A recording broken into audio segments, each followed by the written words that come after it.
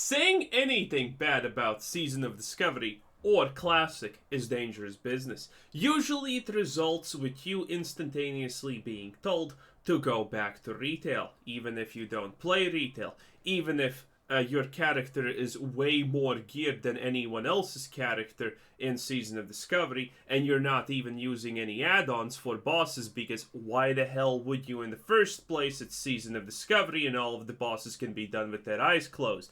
But, you know, it is what it is. Season of Discovery so far has been one of the best times I've had in World of Warcraft in a long time. Seeing vanilla content but with some adjustments really has made it into a whole new experience. Be that through the level cap at 25, the new content, or of course the rune system. It for sure has been an overwhelmingly positive season so far, but not without issues. And these aren't just issues that exist because we are level 25 either. In fact, I believe in most cases these will continue to be things that we see reoccur throughout the season. I also think we have giving feedback and players' hopes and wishes to thank for Blizzard really committing to this season in the first place, so why not carry on doing that now?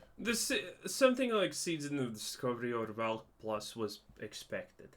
The moment Blizzard announced Classic, you knew that this is the only possible logical next step that they will take no matter what. It was just a matter of time, okay?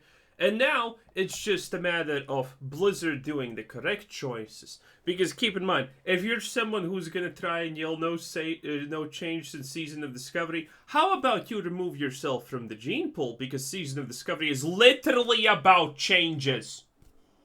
I mean, kind of obvious, ain't it? So, and there's a lot of things that should be improved. For example, one of my pet peeves is, even though it happens very rarely, but when it happens, you're kind of pissed. You know, especially in front of Shadowfang Keep currently, sometimes it happens. When the graveyards are not nearby.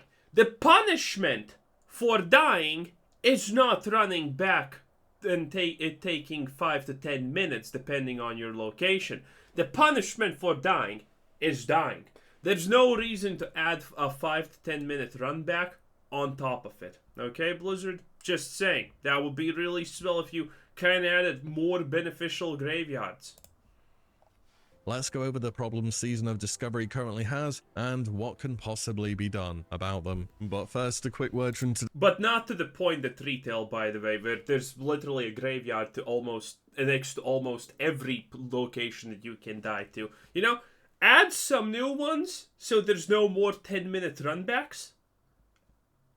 But, you know, don't make it that there's a graveyard next to every location that you can die at. Today's sponsor, Aeon Classic. As a channel that's focused... Wait, Aeon? Pretty much entirely around the re-release of an MMO, I can certainly... I played this. ...say that having the chance to go back and re-experience games... I don't think Aeon's gonna do well, not gonna lie. Aeon Classic for the sponsor today... But I did like it. I did honestly like it. Back to WoW. So I want to start on the PvP side of things. It's an area of the game that's designed to cause friction between players, just not in the way that it's happening at the moment. First up, I have to talk about just how the battle for Ashenvale has worked so far this season. It has not been great, and that's if I'm being nice. Blizzard have already said they're planning on making the Stranglethorn Vale PvP experience completely different in Phase 2. Yeah, they need to make something different about this. It's not bad, but it is a little bit bad. And taking as many learning points as possible from the battle for Ashenvale, but I still feel as though we are getting an update every single day on how they're fixing it next. First of all, we could just stack raids on the enemy leader and the event ended within the space of 30 seconds. Then the percentage on battle started randomly going down, so you would sit there for 20 minutes waiting for it to start. Then the bosses... Oh man. Dude, there were so many bugs. My favorite bug is when you kill the captain or whatever it's called at the same time in 2 locations and it bugged out. and there, all the guardians are dead, but you can't attack the boss. That was a good time. Would bug out and either become untargetable or the game would not register them as having been defeated. Yeah. This made the last boss impossible. Then the percentage progress of the battle would reset to 0 from about 50-50 because the battle on the bugged layer had finally ended. Oh, and aside from that, there isn't really any PvP in this event either. People just gather up in one big death ball zerg and run from one... There is actually PvP. You sometimes rarely encounter it, but it's when someone is defending the boss and it's actually working. Man, that PvP can last more than half an hour sometimes. Kind of crazy. Boss to the next. Is that everything? Did I cover all the bugs so far? I mean, I do appreciate Blizzard trying to fix this up and getting it working, but man, this must be eating into so much of the development time. I wish they could focus on more class balancing and making the best content possible and runes for the next phase, not having to fix an event that might not even be relevant in 2 months, several times per day. The battle for Ashenvale did sound super cool, and maybe it can be redeemed and show what it should have been from the start, but so far it has really not been a high point of the season. And what's happened to this? The only thing that Battle for Ashenvale has taught everyone is the fact that we really need mounts at level 20, okay? I'm just gonna say it how it is. We really needed mounts at level 20. This event is pretty much because of how predisposed people are to min-maxing and doing whatever yields the best rewards as soon as possible. For the battle for Ashenvale, it's very much a race against the enemy faction. You want to defeat all of the bosses as soon as possible to get the best reputation gains, and then people go on to use those rep gains to buy the Ashenvale mount and tons of really powerful gear. Some people have even carried on doing this to Revered so far. Yeah, I'm not doing this, by the way. I mean, why would I? I have no problem getting into raids with not even pre-biz gear. Again, I don't know how this is on the American side, but yesterday I got into my first raid with a shaman, finally. Well, finally, that was the first day that I tried to get in, and I was an elemental shaman. No one gave a single F about how good my gear is. Literally no one cared. And you know what's the best part? We went into Black Fan of Deeds. I scored 3 item pieces. Yeah. I scored the belt with spell power. I got the Twilight's robe with spell power. I got a second robe that was worse, but almost no one even bid for the items. I mean, at this point it's a joke. There's no point in you, unless you want to get best through those means, if you just want to play and this is what you want to do, there's no point in even doing the world PvP, because it's not going to be necessary. The reward is kind of nice, but you know, if you don't want it, it's not necessary. No one's going to care. But speaking of PvP and min-maxing, this gets me on to my next point. Pre-mades in Battlegrounds. You know, I made a video back during Classic going over this exact pre-mades in Battlegrounds have always ruined things. It's just stupid topic.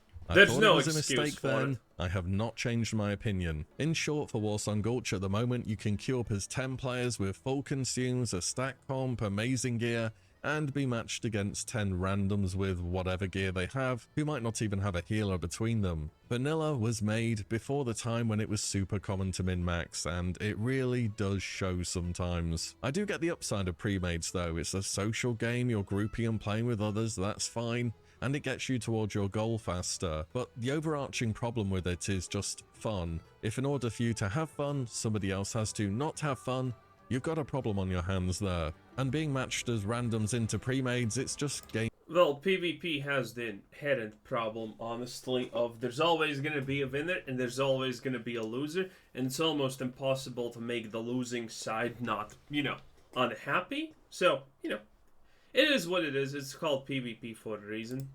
Game over when the gates open. It's not fun at all. You get rolled in the first fight in mid, and then you get graveyard camped until they decide to cap 3 times. So why not join or make your own pre-made? That is the obvious answer. And pre-made versus pre-made is actually fun. Well, time is usually the answer. Right now we have a really casual friendly version of World of Warcraft with a level cap of 25. You'll have people who could never make the grind to 60 seeing the end game content now because things have been slowed down so much. And saying if you want any semi-decent PvP you need to assemble a group just is not realistic in my opinion. In fact, as we go on, I bet you'll be seeing more and more complaints over the state of pre-made versus pug. Also, yeah, obviously there's gonna be just more and more complaints about this, because at some point it's It's essentially just Destiny at this point. That pre-mates will completely dominate because people are gonna be... How many times can you queue into a pug and then get absolutely slapped across the face by a pre-made group and just decide, you know what? This ain't worth it. This is absolutely not worth it. So yeah, this is gonna be a thing that happens. But admittedly, I haven't tried because I'm completely off PvP at this point. It's like, it's level 25. Okay, and it's classic. There's gonna be no balance whatsoever. And I'm playing a rogue, okay? Mainly. So, I have no problems with PvPing, but the thing is, it's even in this situation, it's kind of feels stupid and pointless. So yeah, it is what it is. Also worth a mention that ranking has changed how it works too. The whole concept of needing to grind so high you could fix your own honor cap, bracket breaking, bracket stacking, that's all gone. In short, there is a max number of honor you can gain per week that will advance your rank, and you can only go up a certain number of ranks per week too. It's not like you can go from 6 to 14 or something. They explained all of this in a blue post here. Unfortunately, I am lacking in a degree in mathematics, so as usual, the vanilla ranking system is completely mystifying. I did find an add-on, however, called Ranker, which pretty clearly displays where you are at, as well as what you need to grind to hit the next rank. It also... You know what someone needs to create? Has an add-on that gives you Windows Black Phantom Deeps reset, because it resets every 3 days, and, well, tracking those 3 days for me is personally impossible, because, you know, self-employed and shit. Yeah, so... It's impossible. I need an add-on that's gonna tell me it's resetting in a day. What if modes, you can look at your future grinds too. So, to be honest, I'd just use the add-on instead of trying to get your head around how the maths actually works. Oh, also, you can't drop ranks through decay anymore. But, reminder, the rank cap is 3 at the moment, and we already have complaints of pre-made versus pug when you can get to rank 3 in 2 weeks with not a very large amount of effort. So this will become more noticeable as the season progresses, the level cap goes up, you can gain more ranks, and people need to grind. I think the idea that, oh, you can get rank 3 or whatever without too much effort, that's not even a complaint, honestly. Because the previous way how much you needed to grind to get the maximum ranks was insane. So, you know, now if the complaint is, oh, it's not actually that bad, you know what? I'm fine with that idea. I'm fine with that. More for those ranks. So what should change? Well, the obvious answer is splitting the queue into pre-made versus pre-made and solo versus solo. Now, honestly, I'm not... Now, obviously, the reason that doesn't work is because pre-mates want to win. And pre-mates want to win. That's it. So if pre-mates get to play versus pre-mates, the pre-mates are suddenly unhappy with life because they want an easy win. That's why you do pre-mates. Sure if I like this. You see, most pre-mades are not in it for the PvP. If Blizzard removed the cape reward from rank 3, the number of pre-mades you would run into would halve overnight, if not more than that. I believe the majority of pre-mades are goal-oriented players looking to hit their objective as soon as possible, in which... Yep, you know why that is? Because going into pre-mades is the fastest way to get reputation. Yeah. But if you're not in a pre-made, just waiting for the world PvP event to pop up is the fastest way to get rep. That's the irony. Basic, just for fun, Watchsong Gulch is not fun because you run into pre-mates and get slaughtered, and it's not good for reputation farming because it's slower than just constantly waiting in Ashenvale for the PvP event to pop. It is what it is. In which case, pre-mading gets you the most honor, so it's the best way. But that's coming at the expense of other players' experience within Battlegrounds. In other words, pre-made versus pre-made is only for people who actually enjoy PvP, believe it or not. And I think if this existed, it would only pop at peak times. The rest of the time, it would be kinda dead. And even then, what does pre-made versus pre-made imply? What if I queue as 3 players and I get matched with another pre-made of 2 and then 5 versus a 10 stack? The 3 pre-mades that might make up my group are more organized than your usual pug, sure, but it's unlikely we are as organized as the 10 players together. I think the way to do it, if they were to truly change anything, would be to limit how many players can pre-made into a battleground. You'd probably also have to put in a randomized delay for the queue to pop, and to prefer matchmaking groups from different realms too, as there are still some creative ways to pre-made across different groups, which used to exist in Classic. And if you still do want your 10 versus 10, wargames exist, right?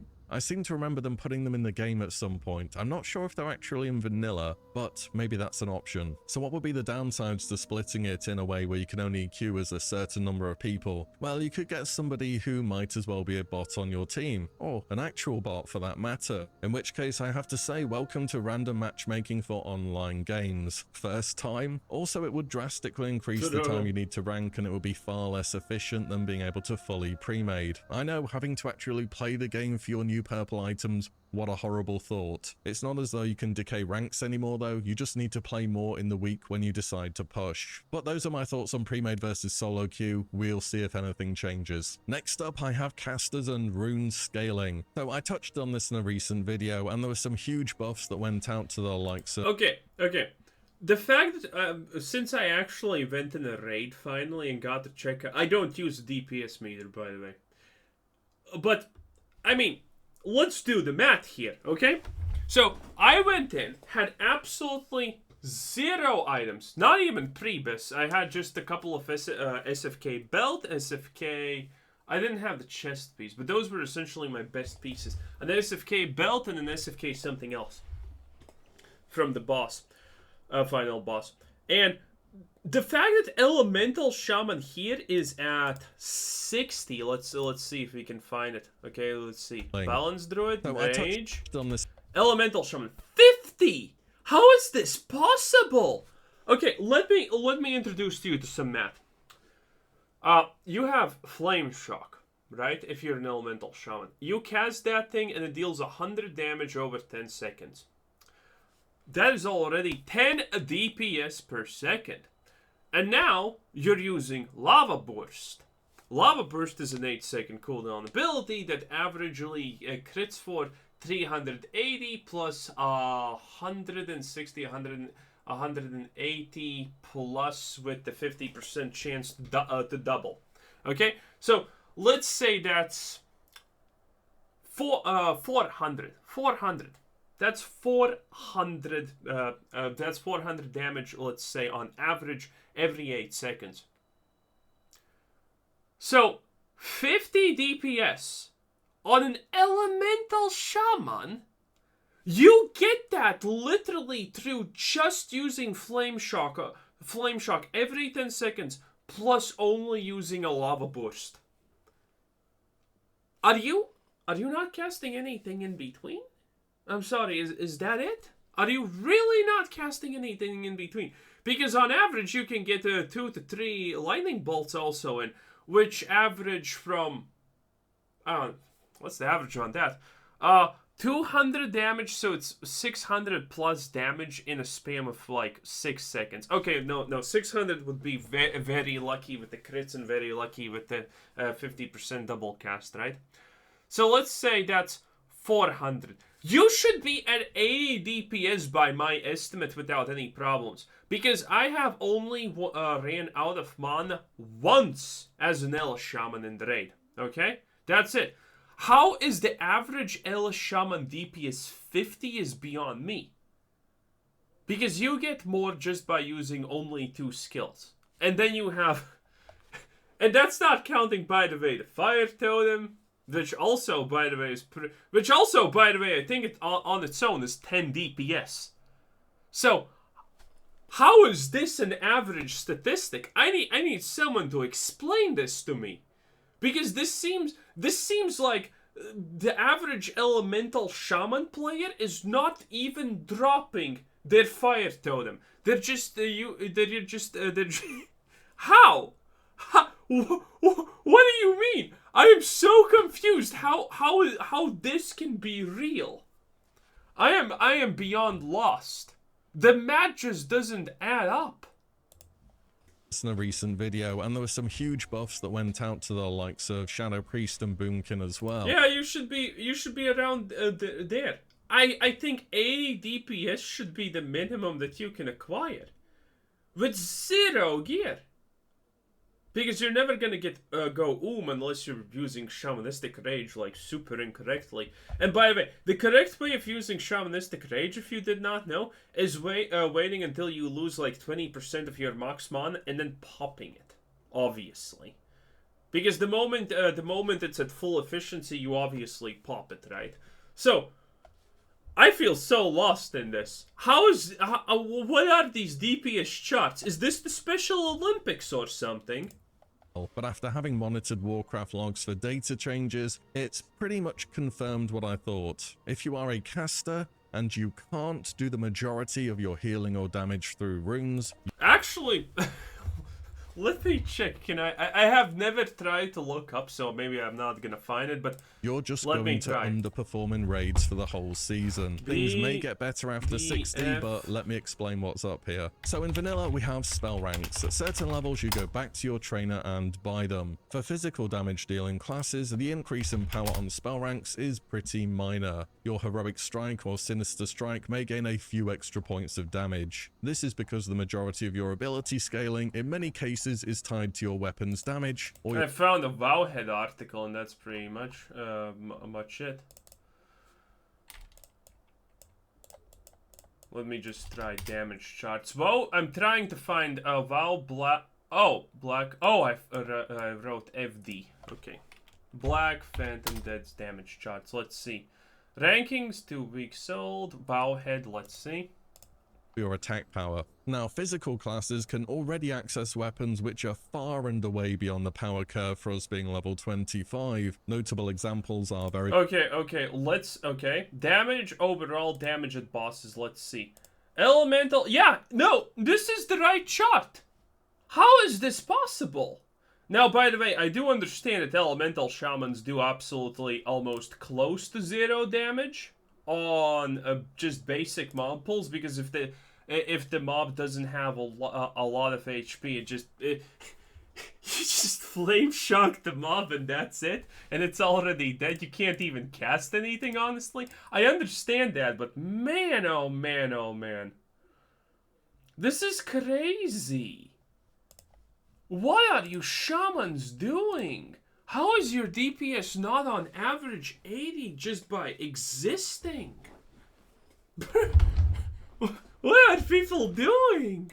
Brigand's Fist for Paladins from that class quest, Fathom Blade, and of course the new Epic Sword. And many physical damage dealing runes are again centered around weapon damage or attack power, so this is why physical classes are looking pretty good at the moment. No, seriously, I'm not even a shaman main. This is literally my first time in life I even play a shaman, but... So, someone needs to explain to me how a shaman can only manage 50 DPS on the 95th parse. How is that real? For casters, however, going from one spell rank to the next can increase an ability's damage by upwards of 50% in some cases, and these level caps can put us in very awkward positions. For example, I believe all of Frostbolt, Lightning Bolt, and Shadow Bolt are ranks learned at level 20 at the moment, which is making specs that use those abilities very weak when compared to others. But wait, if we go to Warcraft logs, Warlock is Yep. This is exactly the same thing that I watched. This is crazy. Top performing caster. How can that be if Shadowbolt is garbage at level 25? Well, the simple answer is nobody's using Shadowbolt. All the locks in raid are playing Destruction, using Incinerate and Chaos Bolt for their damage. And the real key to their damage is that they are able to use these 2 runes almost entirely for their throughput. Runes are far better than any of your class abilities for 2 reasons. One is they cost a base mana, not a flat amount. Incinerate costs about half what Shadowbolt does, and it does more damage. The second reason is runes are scaled to your level. You'll notice when you get a rune, you don't have to go and learn ranks. It just gets more powerful as you level up. So Warlocks are able to use 2 abilities with a reasonable mana cost, which are scaled to deal damage as if they were level 25. And this idea of how dependent casters are on spell ranks is very consistent. Fire mages get rank 5 of Fireball at level 24, that's nearly as good as that ability can be. As a result, they're doing pretty well. For Arcane, Arcane Blast, that's a rune, so it's scaled to 25. And even if we go and look at healers for both Resto Druid and Priest, they are both doing amazing. Do the runes actually scale with levels? Or do they scale with... Well, caster runes, I guess, scale with levels, but do melee runes scale with levels? I feel like they scale with just, you know, how much actual attack power you have and whatnot. I mean, I think I have changed gear and noticed that... What's the Sinister Strike alternative? Swashbuckle? I don't remember what it's called. I think that does more that. I think I have changed gear pieces and suddenly that does more damage on the bleed. Do they scale with levels? Amazingly. Why? Resto Druid's vast majority of healing is done through Wild Growth, and Priests have Prayer of Mending, Penance, and Circle of Healing, whereas Shaman and Paladin are stuck casting vanilla spells for the most part, and those spells are just weaker. And even when we're 60 and we have all our spell ranks, runes are still just going to be better because of their mana cost. And if we go back to looking at the recently buffed Moonkin or Shadow Priest... Will that even honestly matter? I don't think mana is going to be an issue, honestly. I really don't think mana is going to be an issue.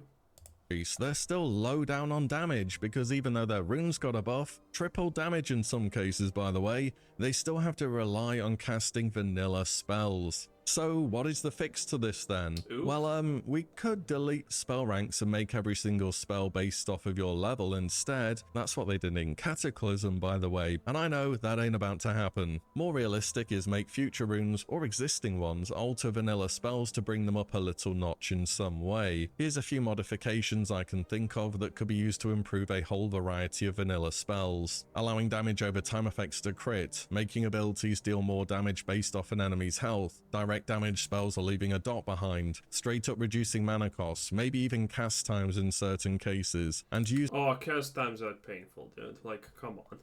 And if you're a spellcaster and your main primary source of damage is 3 seconds to cast, congratulations. Welcome to the Feels Badman Club. Using existing runes to buff certain desired class identities. A great example that's already been done in the game was the changes to Deadly Brew for rogues. This fixed issues around poisons having charges, as well as sharing certain buff slots. Now you just put this rune on and you're... Did it? I don't know. Again, I don't use a DPS meter. I had no idea if Druid Wild Strikes actually works with a poison applied, because Vinfuri Totem doesn't work with a poison on main hand applied. So, you know, that kind of sucked. But I still kept my poisons on because, you know, I don't care about all of that. And it was good. Good to go. You don't have to worry about poisons anymore for damage. Another example, which isn't in the game but I thought up, imagine if for Shadowbolt Volley, it also made Shadowbolt restore some of its mana cost when it crit. Either way, I think there's room for improvements on casters as a whole, because I'm just saying if warriors are doing this well at 25 already, oh boy, it's gonna be vanilla all over again by the time we're 60. Next is something you've probably seen start to take off on your server, and with such a low level cap, they're even more visible than normal. Twinks? Bots. It's an unfortunate thing that happens to each and every MMO, that we have to deal with bots and their side effects. On Wild Growth EU, I've seen a number of bots set up, either farming low-level murlocs for pearls in the wetlands, or especially in Duskwood, just... Why? Pearls are 2 silver a pop, and they sell on the auction house for 2.03 silver a pop. Doing skinning. And if you were to do a /2 on your server for the stockades, you may just see a whole bunch of level 16 rogues. That's the level that they get pickpocket, by the way, no coincidence. And you're not going to be able to pickpocket usually because mobs in there start around level 25, so whatever they're doing is combined with some kind of abuse. Equally, the Scarlet Monastery dungeons are open, and I've found that there's often a bunch of hunters in there too, farming something or other, probably abusing some pathing bug. There isn't too much as a player base we can do about the bots inside dungeons, as whilst there is a report feature, you can I did not know that. Report their name, not for botting. But in the open world, bots are really not too difficult to spot, whether they have a nonsensical name, full BOE gear, or they just make Bonaini. Dude, If I had to report people for nonsensical names, I would have to report 99.9% of my server, including myself. So, I don't know about that one, Chief. Not feeling that one. Making strange movements, you should be able to see them. And do make sure you report them, that's the biggest thing we can do, and it does work. I've already had some of those mails coming through saying that a bot has been banned because of your report. Bruh, Blizzard just sends you this because they know you want to feel special. Okay? Finally, I've got one or two quality of life things which I wouldn't be opposed to. It's not 2019 vanilla anymore. The literal purpose of this season is to change stuff and see what's well received and what isn't. And you can put some stuff into the game without making it into retail. And you know, I wish people would stop saying adding certain things into the game makes it into retail, because it really doesn't. These two games are so different in almost every way possible. If instead people said it makes it too different from vanilla, yeah, okay, I can get behind that, that's fair enough. True. Anyways, three main things for me. I don't know how possible these are, but I figured I'd just throw them out there in the video. Number one is instant mail, at least between characters on the same account. The biggest benefit that would be pretty good. You'll get out of this by far will be when you get one of those supply crates, you can hop over to your bank alt, buy whatever you need, send it to your main, get your main to a mailbox, fill the supply box, and then carry on with your day. And it's a whole lot easier to get to a mailbox than all the way back to an auction house. And they did make the filled supply boxes non-unique too, in case you didn't know, so this seems like a bit of a no-brainer. Other big benefits include... Not that I'm ever gonna do them, honestly. Again, reputation reward. Reputation reward. You think I'm gonna grind that shit out, Blizz? No. Being able to send items for professions to your main for leveling, consumes for PvPing or raiding if you're in a pinch for time, and so on. The downside is, it wasn't like that in vanilla, I suppose. That's pretty much it. The next one is 41 yards. Dude, there are so many small things that were in vanilla that should be changed and no one's gonna care. Like, okay, I said already the graveyard thing. That would be good. Because every time you accidentally die or something like that happens... Dude, I don't want to... A 10-minute run back in the worst case scenario, that's just too much. That's stupid. I don't want that. No one wants that, in fact. You know, there are some small changes. For example, also, make flight paths 30% faster. It's not a big deal. Just make them faster. Nameplates. Look, I don't know if I've missed an interview or something, but if it's not possible, can we just say it's not possible so we know? But at the moment, when you see a mob's nameplates, you're also in their aggro radius. On top of that, trying to multi-dot stuff from distance or living bomb anything. Oh yeah, this actually annoys me. That sometimes I think my nameplates are off because I don't see them and then they appear. This annoys me. Like that, it's just kind of hard to see what's going on over there because the bars are not visible. Are there downsides? Yes, die-hard PvPers will tell you there are downsides, such as being able to see nameplates through solid walls from far away. That's kind of it though, I think. The final one, which I can kind of do without for Phase 1, but I think it will become noticeably better in Phase 2, is Dual Spec. It's Season of Discovery. Your talents make up for a big chunk of your power. Mixing and matching stuff is a lot of fun, and I think it should be encouraged. Now, at the moment, we are level 25, and we really can't get that far into our talent trees. For a bunch... You know what's the biggest problem with talents gonna be? They reduce the cost, but the reality is, you get a rune, you want to switch up your build, maybe. So, you know, it is what it is. So, yeah, something needs to be done with talent points, otherwise we're going to be paying 40 gold for respec really, really fast, and that's not good. Bunch of classes you could pretty much randomly assign your talents, put your runes on for the spec you're playing, and you're probably about at 70 to 80% of your normal power that you would have been with proper talents, because runes are OP. But by level 40 we can go all the way down our talent tree and grab that last talent. This will make talents way more impactful than they are at the moment, and I think having 2 talent trees to play around with is better than 1. And I know they reduce the gold cost for respecs, and if you didn't know about this, it's 10 silver per respec capped at 1 gold, and I can get over 1 gold from doing a single quest at 25. True, gold is absolutely not an issue. I'm actually pretty rich. Yeah, considering how little I play, I have something like 30 gold. And I don't play a lot. I'm pretty much raid logging at this moment in time only. So, you know, gold's not an issue, but still, I mean, the respecking just sucks.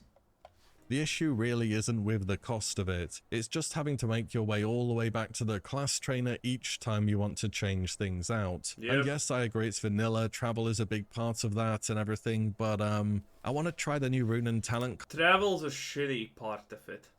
A lot of travel is okay and nice. For example, you know, when you need to travel the world and you're that level and you need to start getting the flight paths to, I don't know, Camptown, Rayo, Ratchet, Ashenvale, Stone Talon Mountain, Thunderbluff. Yeah, it's gonna take you like that hour to just go from that place to that place, fly back, go to that place and pick it all up. But after you pick it all up, you do have a sense of accomplishment, you know? Combos out on the sea. But if we just improve, you know, if we just gave everyone a level 20 mount, hey, that sense of accomplishment I don't think would be in danger at all, honestly. I think it would be fine. Seasonal service. Traveling is just too much in some situations. There are some situations where it is just flat out too much and becomes annoying and does not feel rewarding even when you complete your thing. So yeah, can we change it? I mean, if you want to put a flat gold cost on unlocking jewel spec, maybe even a quest, that's all good too. There are other ways to do this too, maybe even more thematic ways. You could put a respec consumable profession item in the game, a potion of forgetfulness from alchemy, a prototype mind alteration device from engineering that's a helmet with a cooldown on. And I think if you're worried about class spec and identity, the runes are kind of already pushing people into one playstyle. With the ability to respec, the most common uses I think will be a healer to swap to DPS for a certain raid boss, or vice versa, or just people wanting to PvP.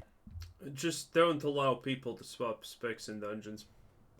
Putting on a proper spec. But that is all I have at the moment. Feedback and just asking for stuff. Actually, that would not probably solve the issue, so I take it back. That was a dumb thing to say. Got us to where we are at the moment, so I thought I'd just throw in a few thoughts here today. Let me know your thoughts on the video, on the issues I've gone over here. Do you agree with them? Do you think we should hold tight a bit and see how things are at level 40? Drop it in the comments down below. And as always, well, that was Willy, the conclusion of... He didn't put an ending screen, you absolute animal. Anyway, that's our boy Willy. The finisher from yesterday, interesting. Well, anyway, this was Quizzer Sensei, and thanks for watching. Subscribe if you haven't already. Have a nice day. Bye-bye.